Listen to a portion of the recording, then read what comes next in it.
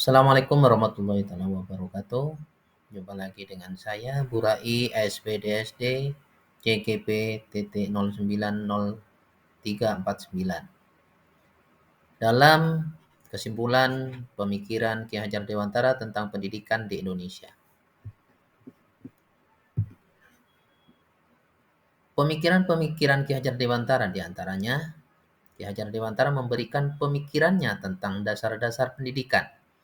Menurut Ki Hajar Dewantara, pendidikan bertujuan untuk menuntun segala kodrat yang ada pada anak-anak agar mereka dapat mencapai keselamatan dan kebahagiaan yang setinggi-tingginya.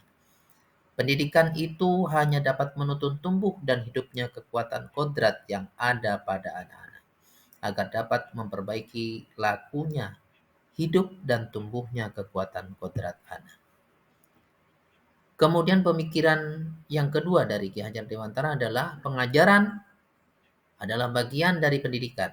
Pengajaran merupakan proses pendidikan dalam memberi ilmu untuk kecakapan hidup anak secara lahir dan batin.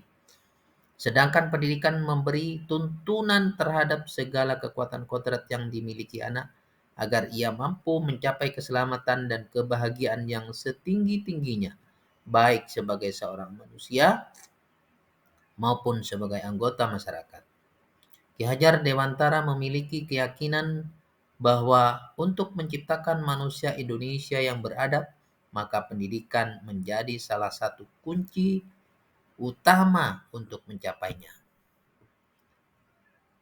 Pemikiran Ki Hajar Dewantara yang ketiga yaitu Ki Hajar Dewantara menekankan agar pendidikan selalu memperhatikan kodrat alam dan kodrat zaman dengan menggunakan asas ing ngarso sumtulodo, ing matyo mangunkarso, dan tuturi handayani.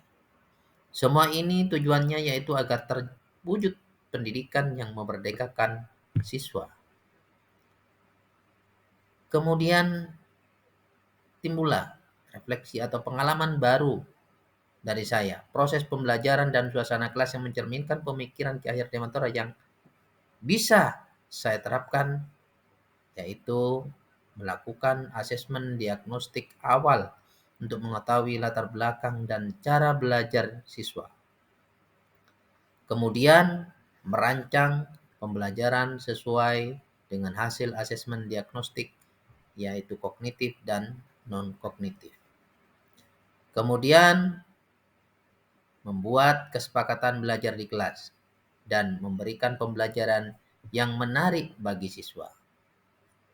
Refleksi berikutnya yang timbul adalah apa yang akan saya lakukan? Apa yang saya lakukan sebelumnya? Sebelum menerapkan pemikiran Ki Hajar Dewantara, pembelajaran yang saya lakukan di kelas adalah proses transfer ilmu. Jadi masih berpusat pada guru. Kemudian yang kedua mengesampingkan kemampuan siswa yang heterogen. Saya menganggap siswa tidak akan paham kalau materi pelajaran tidak saya jelaskan. Kemudian saya merasa bahwa diri saya berhasil mengajar ketika siswa dapat mengumpulkan tugas tepat waktu. Dan yang terakhir, saya berpikir bahwa murid harus mencapai KKM.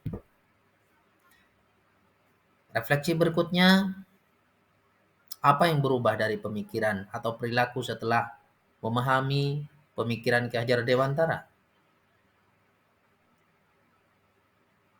Yang saya lakukan sebagai seorang pendidik, kita harus memperhatikan kodrat alam dan kodrat zaman.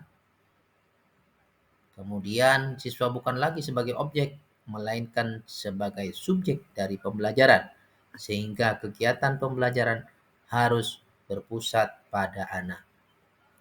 Guru harus senantiasa memberikan teladan yang baik bagi siswa-siswanya dalam mengembangkan budi pekerti. Kita juga bisa melakukan kegiatan-kegiatan pembiasaan di sekolah untuk menanamkan nilai-nilai budi pekerti atau akhlak mulia kepada anak. Kemudian pertanyaan berikutnya refleksi dari pemikiran Ki Hajar Dewantara, apa yang akan saya terapkan di kelas untuk mencerminkan pemikiran Ki Hajar Dewantara. Saya akan mengenali lebih dalam dan latar belakang siswa. Kemudian saya akan menciptakan suasana pembelajaran yang menyenangkan. Dan yang tak kalah penting adalah saya harus lebih sabar dalam membimbing dan mendidik. Itulah kesimpulan dari pemikiran Ki Hajar Dewantara. Terima kasih. Wassalamualaikum warahmatullahi wabarakatuh.